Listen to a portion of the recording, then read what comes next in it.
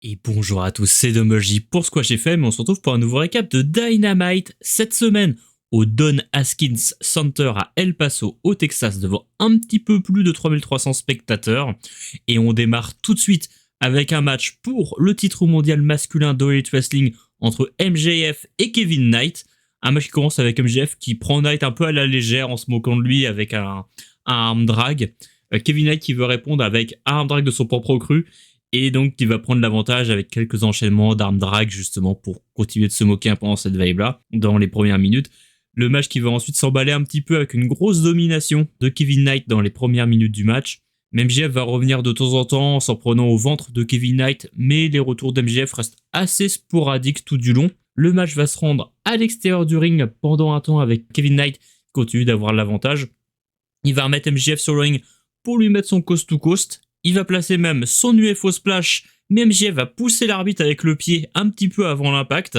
Bryce qui prend du temps pour aller compter, et quand il compte, il le fait lentement. On aurait pu compter jusqu'à 50 000, mais voilà, MJF va se dégager au compte de 2. Knight qui part pour un second UFO Splash, mais du coup MJF a eu le temps de se remettre un petit peu d'aplomb. Splash cette fois-ci, MJF va lever les genoux et placer son hit seeker entre les cordes pour le compte de 3 et conserver son titre. Un match où c'est surtout une grosse mise en avant de Kevin Knight qui montre encore son talent, qui montre qu'il est peut-être encore un peu court pour MJF. J'aime bien le fait qu'on nous offre un petit match pour le titre mondial comme ça en début de show. C'est toujours intéressant et en plus ça permet de replacer Kevin Knight sur la carte, de dire il est pas si loin que ça du niveau d'MJF, en tout cas dans l'imaginaire collectif. Sur le ring, il n'y a pas photo. Kevin Knight est un excellent catcheur. Là, depuis un an, on l'a vu progresser et c'est un catcheur qui a une progression folle. S'il y avait un titre de MIP dans le catch, je pense que celui de 2025, il serait complètement pour Kevin Knight.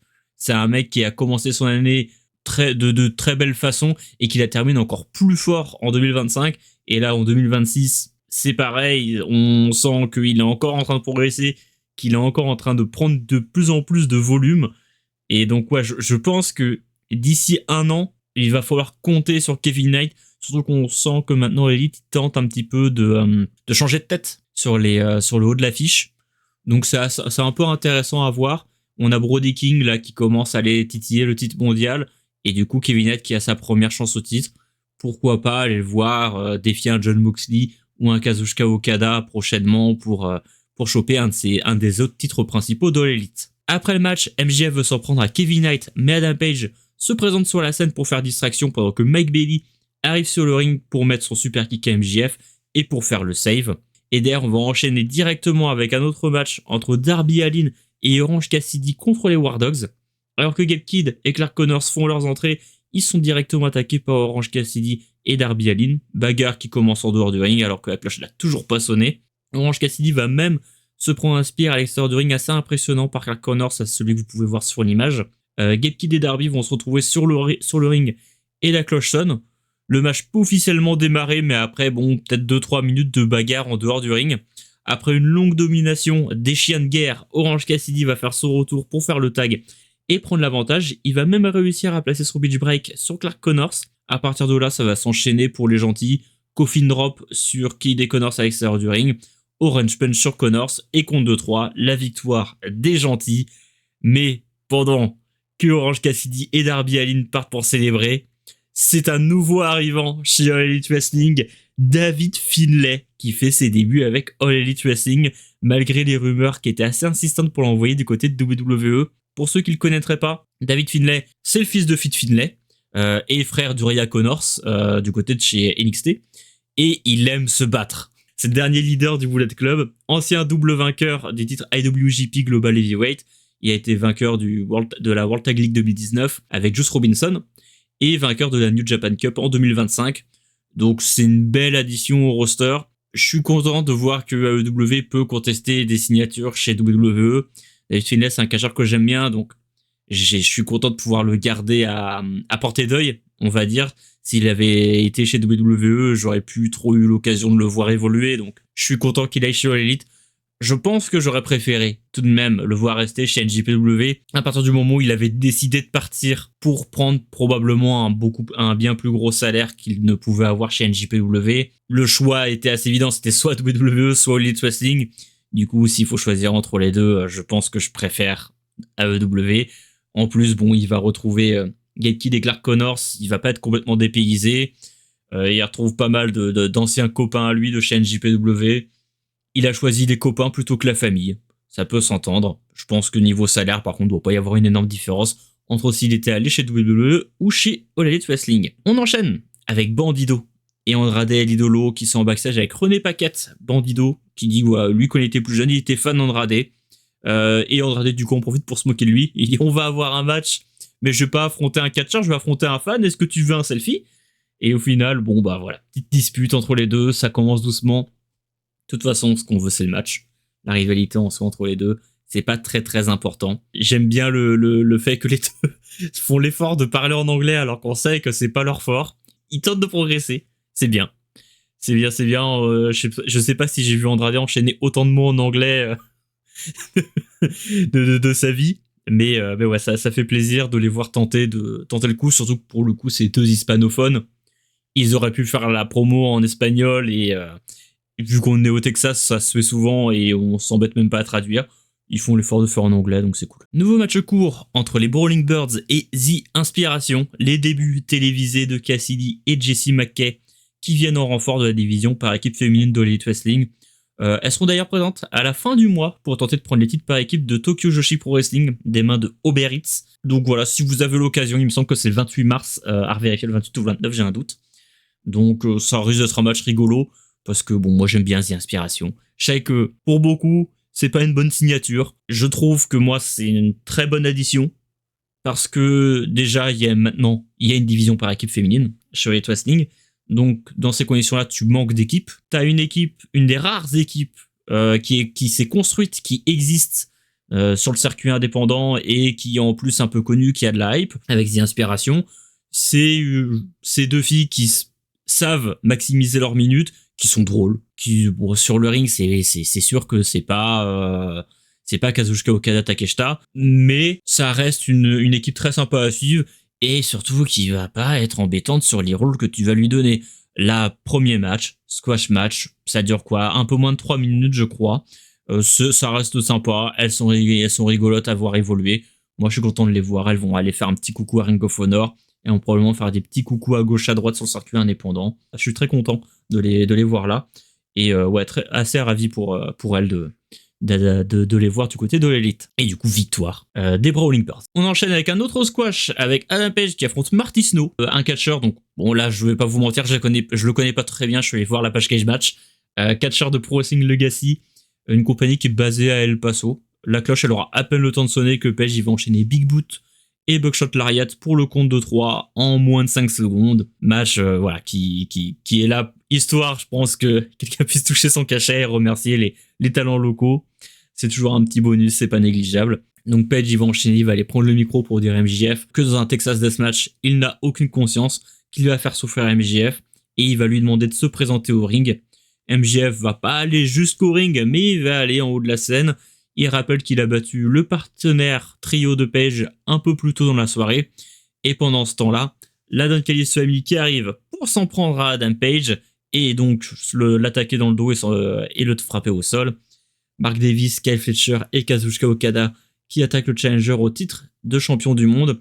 Mike Bailey et Kevin Knight vont venir faire le save à l'aide de chaises. Don Callis va en profiter pour venir également au niveau de la rampe. C'était assez dur de l'entendre tellement les huées étaient fortes en Callis, mais il va réussir quand même à faire sa promo. Il dit que voilà, Mike Bailey, bon bah voilà, il veut le titre TNT de Kyle Fletcher, Kevin Nash, il veut le titre international de Kazuchika Okada, Adam Page, lui, il va essayer d'être champion du monde du copain de la Don Callis Family, MJF, mais Callis, il veut également rajouter des titres chez la Don Callis Family, et du coup, les titres trios seront en jeu dans le main event de ce soir, entre Jet Set Rodeo, qui affronteront Mark Davis, Kazuchika Okada, et Kyle Fletcher dans le main event de ce soir, après que Kevin Knight ait déjà eu un gros match. On va en reparler un petit peu après dans le main event. Et donc, ouais, match officialisé pour le main event. Discussion entre FTR et les Bucks qui ont signé une clause de non-contact. FTR dit que c'est simplement un match pour prouver qui est la meilleure équipe du monde. Mais pour les Bucks, après que FTR ait fait subir un piledriver à un de leurs frères, le troisième de la fratrie, ça devient quand même un peu plus personnel que juste un match pour prouver qui est le meilleur.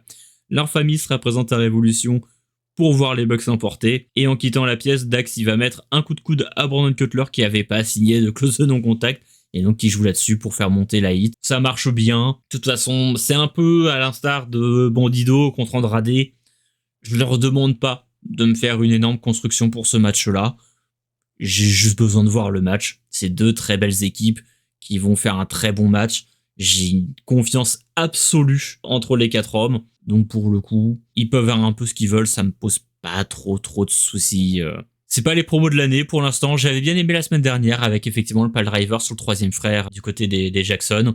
C'était assez intéressant à voir. Maintenant, faut faire monter un petit peu la sauce jusqu'à Révolution. Et comme il y a pas mal de temps jusqu'à arriver à Révolution, on sent qu'on tente de meubler un petit peu en continuant de faire suivre un petit peu au fur et à mesure des semaines. Donc voilà.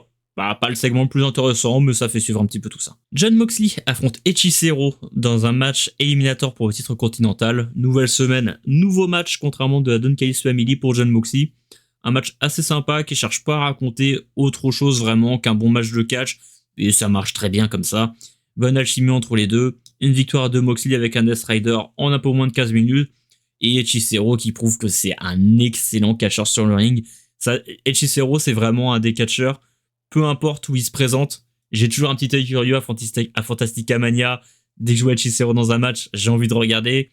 Dès qu'il va apparaître quelque part dans un show indépendant ou chez CMLL, j'ai envie d'aller voir ce que Hechicero va faire. Donc c'est peut-être un des catcheurs que j'ai le plus envie de suivre sur cette année 2026. À chaque match, il arrive encore à me surprendre et à faire des choses auxquelles je m'attends pas. Donc ouais, peut-être un des catcheurs à surveiller en 2026. Brody King qui va enchaîner et qui vient se présenter au ring pour call out Swerve en continuant de prouver qu'il est l'homme le plus dangereux de la planète. Et Brody veut que Swerve vienne au ring. Prince Nana va se présenter en haut de la rampe pour introduire Swerve. Le thème de Swerve va se lancer, Brody King l'attend, mais vous vous en doutez, ça va pas se passer comme ça. Swerve va arriver dans le dos de Brody pour lui infliger son house call avant d'utiliser sa chaîne pour étrangler Brody. Swerve va confirmer le match entre lui et Brody King à Révolution. Vous pouvez un peu s'en douter. Jusqu'à ce que Bandido vienne faire le save de son partenaire. Je suis juste un peu étonné, au vu de l'historique des deux, qu'il n'y ait pas de stipulation de prévue à Révolution. Peut-être un dog collar match, ça pourrait être assez sympa, surtout avec la chaîne, etc. C'est peut-être une stipulation qui pourrait couler de source. En tout cas, j'espère qu'il y aura une stipulation qui sera annoncée entre les deux d'ici la tenue du match à Los Angeles à Révolution. Ouais, ça pourrait être sympa. J'espère un dog collar, mais je pense comme beaucoup de monde. Segment avec Wheeler Yuta qui va faire enfin la révélation de sa coupe de cheveux. On l'avait entreaperçu la dernière fois quand il s'était fait retirer son bonnet. Maintenant voilà, qui s'est fait raser, il continue d'avoir cette belle tête de con qu'on apprécie quand même. Il y a Shafir derrière qui va provoquer Tony Storm et Mox qui continue de teaser son futur match contre Takeshita à Révolution. Rien de bien méchant, c'était surtout pour vous montrer, pour ceux qui ne l'auraient pas vu la semaine dernière, la coupe de Wheeler Yuta. Thunder Rosa qui affronte Tekla pour le titre de championne du monde féminine. Un match qui démarre doucement, probablement à cause de la coupure pub qui arrive vite dès le début du match. Mais après, le match va quand même bien monter en niveau. Rosa qui va ensuite prendre l'avantage avec notamment un joli dropkick, un peu Sari style, dans le visage de Tekla posé sur la première corde du ring. Tekla va placer son spear et va elle-même relever l'épaule de Thunder Rosa pour empêcher le compte de 3 et pour ensuite matraquer Rosa de coups d'avant-bras. Tekla va se faire contrer son stomp une première fois et va subir la Rosa de Thunder Rosa, mais simplement pour un compte de 2. Tekla enchaîne avec un spear suivi de 2 stomps pour le compte de 3 et conserver son titre. Match assez court, j'ai trouvé qu'on avait bien utilisé Thunder Rosa. Comme je disais, j'avais un peu peur de ce match, mais j'en avais surtout peur s'il se tenait à Révolution.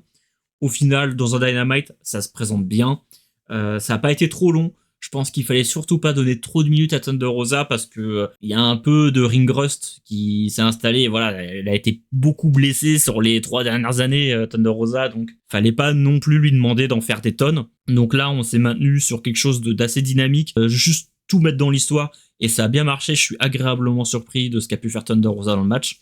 Match assez sympa à suivre. Tekla, c'est pas non plus une catcheuse avec qui j'ai beaucoup d'acquaintance sur le ring. Mais là-dessus, ça marche bien. Je trouve qu'elle fonctionne bien en tant que championne du monde actuellement du côté de l'élite. Donc, content de voir ce que ça a donné. Assez surpris et très agréablement surpris même. Après le match, Statlander va venir au ring, mais il y a Sécurité qui vient s'interposer entre elle et le ring. Tekla va du coup en profiter pour remettre un stomp sur Thunder Rosa et s'enfuir du ring. Est-ce qu'on refait un petit write-off de Thunder Rosa à peine 3 semaines après qu'elle soit revenue? Je ne sais pas. Mais bon, en tout cas, on fait monter la tension encore entre Statlander qui a le visage très fermé en permanence là, depuis quelques semaines, depuis qu'elle a perdu le titre, et Tekla qui continue un petit peu de se moquer, qui continue de faire un petit peu un espèce de règne de terreur avec les Sisters of Sin. Ça marche bien, le Triangle of Madness. Pourquoi pas, on peut continuer sur cette voie-là. Probablement le match revanche du coup entre Statlander et Tekla Révolution. J'ai envie de voir ça. Je suis content de revoir Thunder Rosa, ça change un petit peu une tête. Il faudrait encore remettre un petit peu de monde. Mais déjà, on a eu un match par équipe. On a ce match-là pour le titre féminin. C'est déjà bien. 2 matchs féminins par show. Je trouve que on atteint un bon stade. Même si l'autre c'était juste un squash match, on présente une nouvelle équipe et c'était un tag qui servait à quelque chose. Donc moi, ça me va. Sur le match-là, j'ai pas grand-chose à reprocher ici. Enfin, sur le show là, pardon. René Paquette avec Tommaso Ciampa, qui rappelle qu'il a remporté le titre TNT dès son premier soir dans la compagnie. Ciampa qui dit qu'il en a après Fletcher, que ce dernier se cache de lui via des matchs en trio, via des matchs tag. Il a pas envie de le croiser en 1 contre 1, donc il a envie de le réaffronter le plus tôt possible parce que dès qu'il le réaffrontera, il reprendra le titre de TNT.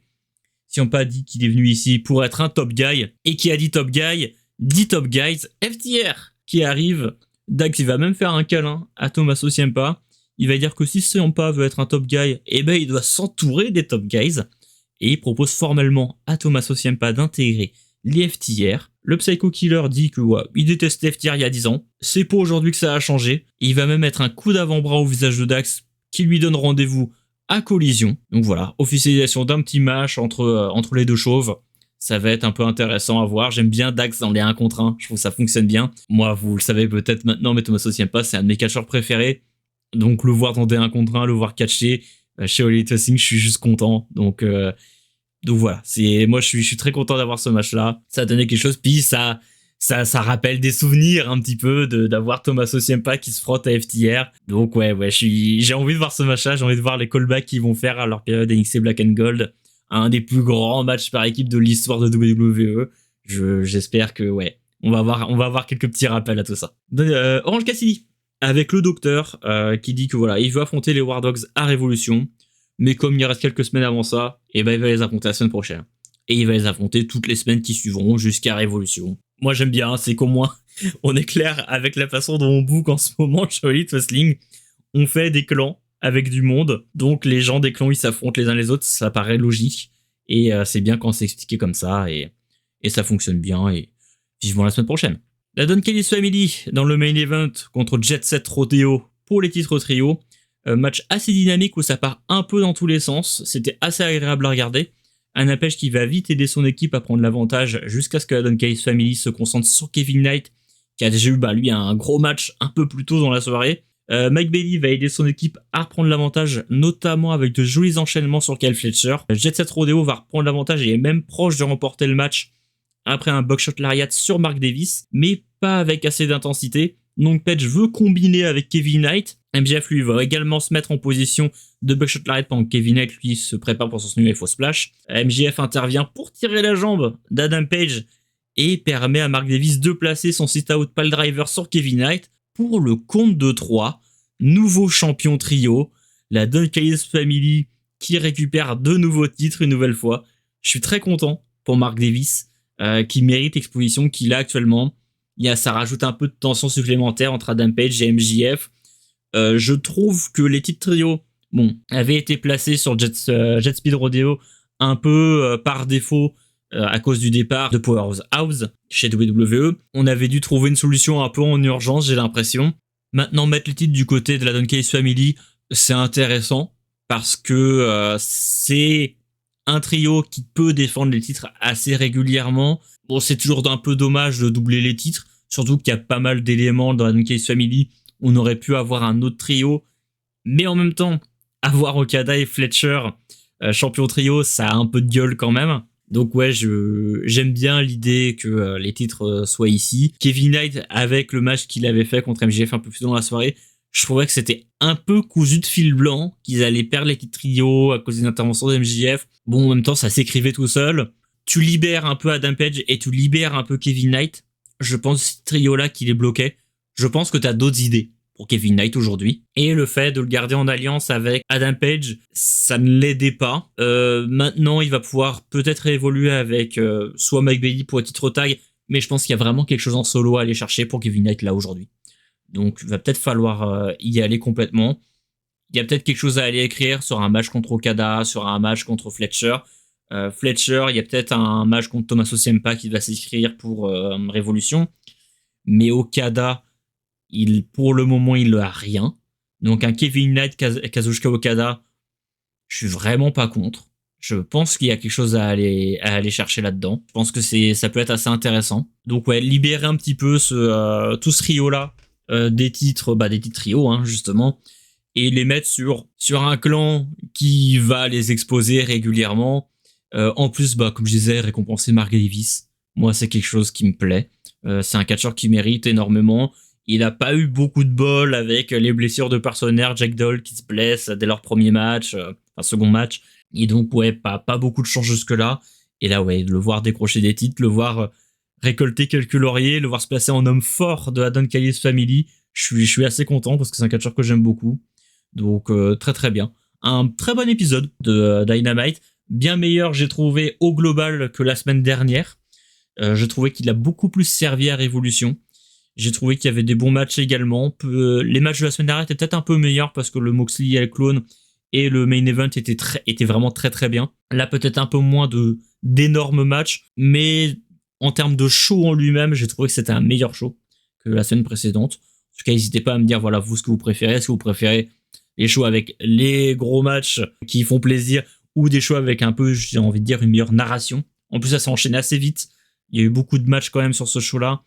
Mais on a raconté beaucoup de choses via les matchs. Donc, quelque chose d'intéressant quand même. Donc, ouais, n'hésitez pas à me donner votre avis là-dessus. Je suis assez curieux de l'entendre. En tout cas, c'est tout pour moi. C'était Dumble J pour ce que j'ai fait. N'hésitez pas, comme d'habitude, à mettre un j'aime à la vidéo, à vous abonner si vous ne l'êtes pas. Il y a un peu plus de la moitié des personnes qui regardent les récaps qui sont pas abonnés à la chaîne.